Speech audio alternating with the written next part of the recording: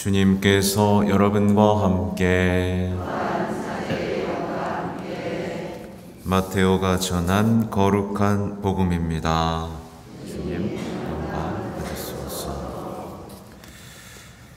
그때 요한의 제자들이 예수님께 와서 저희와 바리새인들은 단식을 많이 하는데 스승님의 제자들은 어찌하여 단식하지 않습니까? 하고 물었다. 예수님께서 그들에게 이르셨다.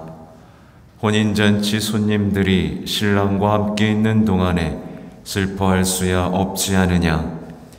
그러나 그들이 신랑을 빼앗길 날이 올 것이다. 그러면 그들도 단식할 것이다. 주님의 말씀입니다.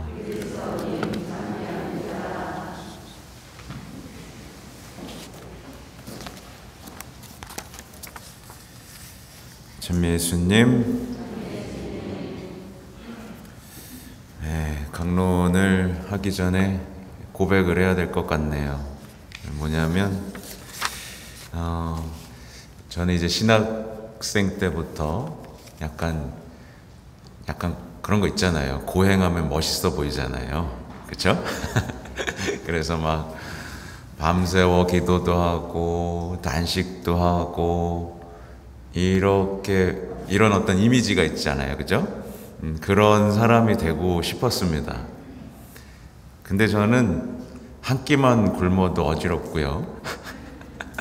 조금만 밤새면 그 다음날은 거의 생활이 불가능합니다. 제가 이거 허리가 꺾인 것도 피곤해서 그래요.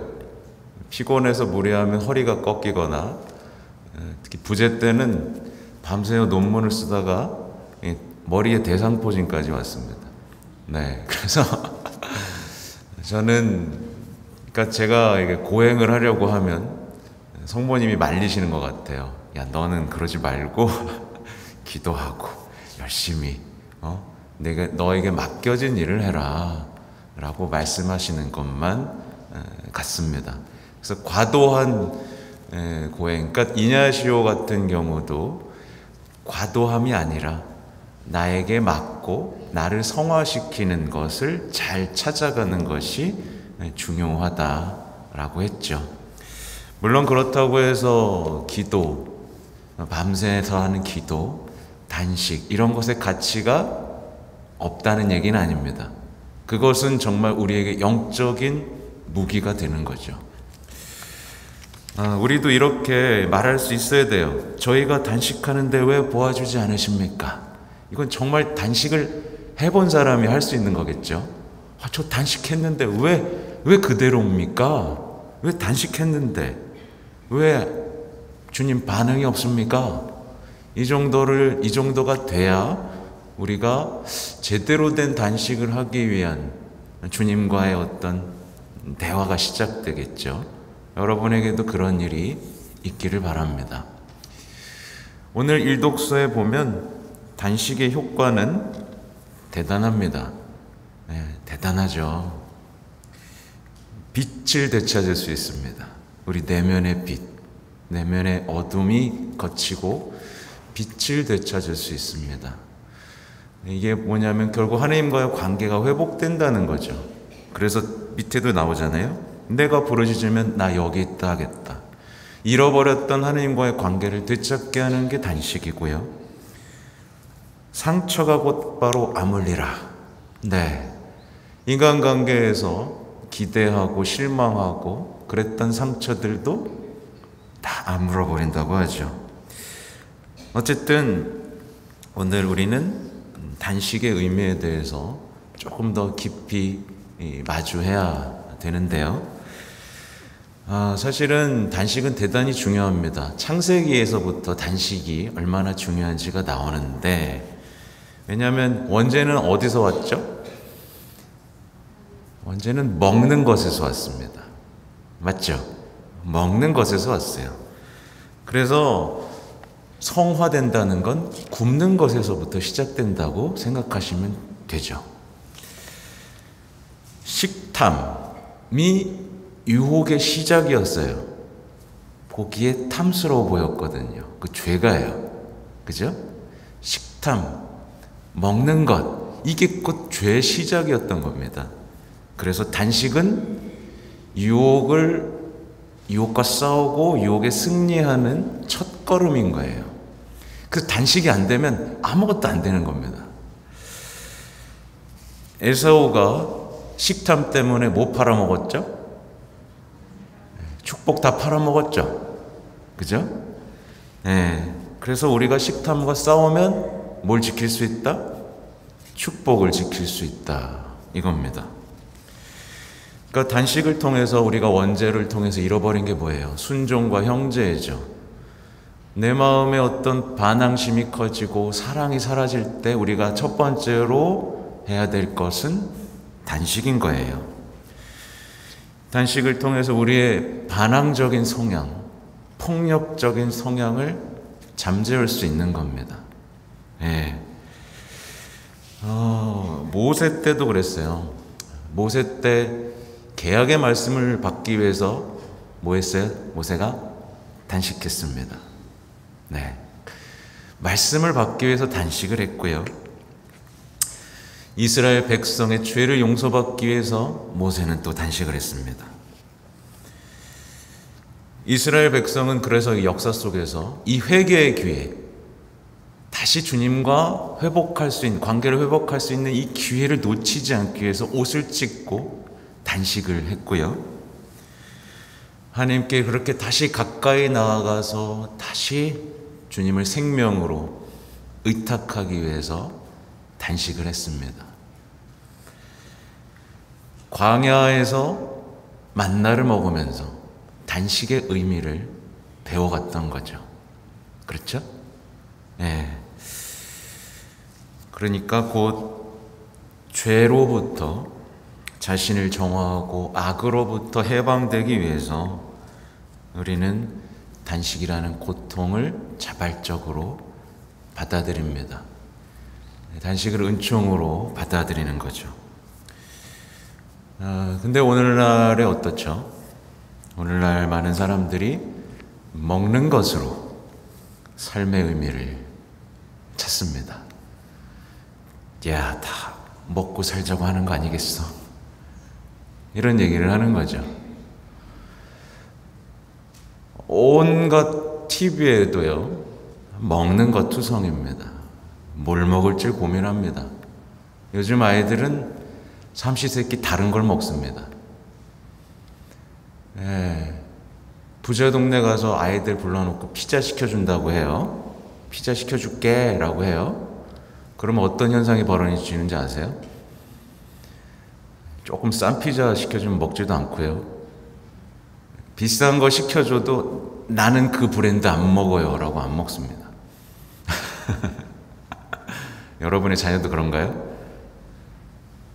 아침에 먹은 찌개 점심에 안 먹고요. 어제 먹었던 음식 오늘 안 먹습니다.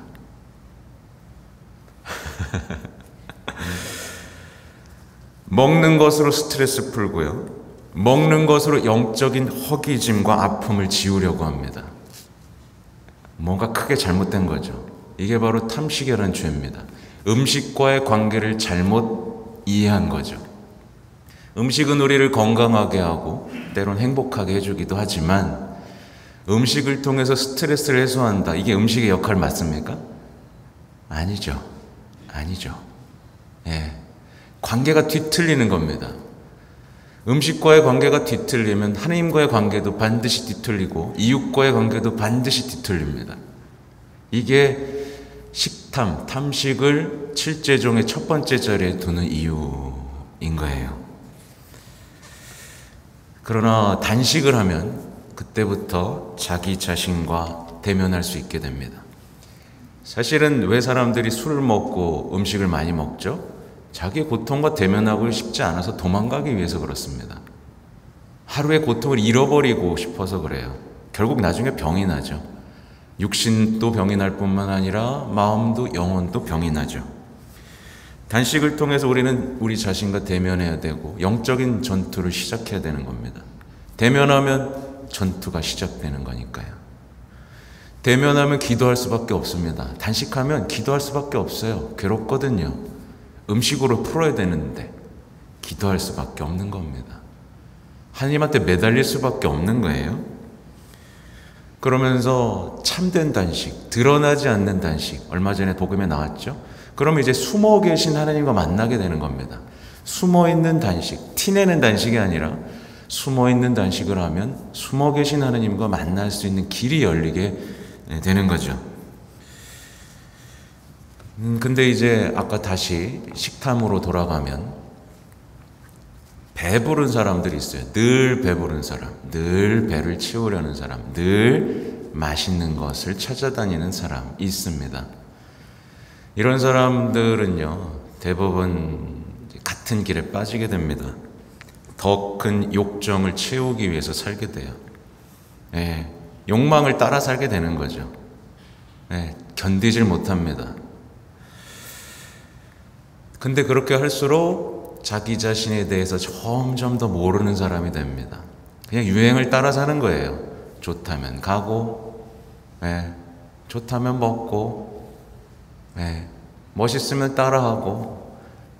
이 세상의 유행이 이렇게 슉슉슉 바뀌는 이유는요, 자기 자신에 대해서 모르는 사람이 많기 때문에 그렇습니다. 근데 마치 이 사람들의 특징이 뭐냐면 이미 모든 걸 다 아는 것처럼 살아요. 이미 다 알아요. 누구도 가르칠 수 없습니다. 완고하죠. 그렇죠? 근데 이들의 특징은 어떻게 나와요? 폭력적입니다. 우울합니다. 왜냐하면 욕망을 채워지지가 않거든요. 나보다 항상 잘난 사람이 있거든요.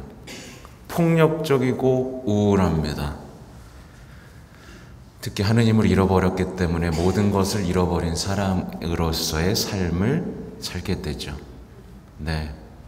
뭔가 열심히 하고 뭔가 꿈을 쫓는 것 같지만 내적인 허기짐은 채워지지가 않는 거죠.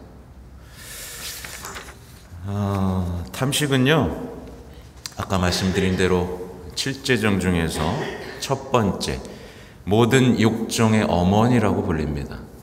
모든 욕정의 어머니고 죄악의 뿌리예요.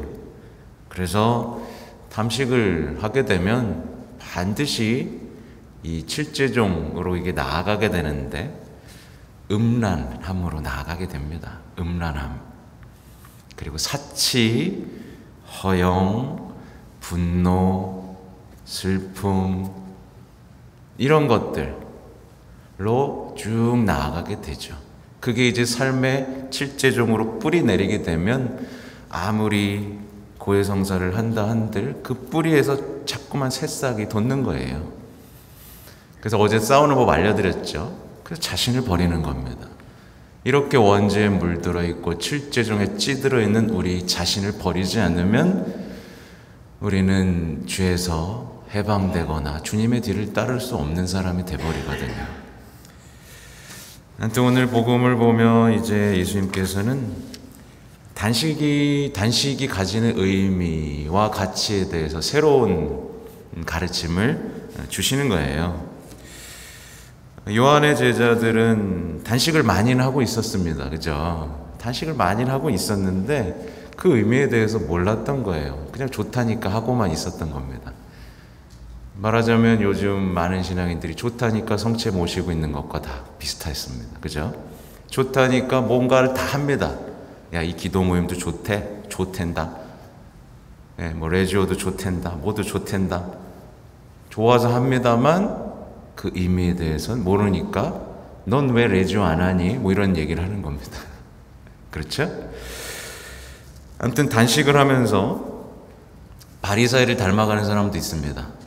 단식을 하는데 바리사이들도 단식했거든요. 단식을 하는데 그저 불만과 투정만 느는 사람도 있습니다. 왜 저 사람들은 안 하지? 뭐 이런 거죠. 어떤 사람들은 그냥 살 빼고 건강해지려고 단식합니다. 아싸 사순이다. 술 끊어야지. 그쵸? 정해진 단식, 시키는 단식, 드러나는 단식은 배만 고프고 예민해질 뿐입니다. 아무 열매가 없죠.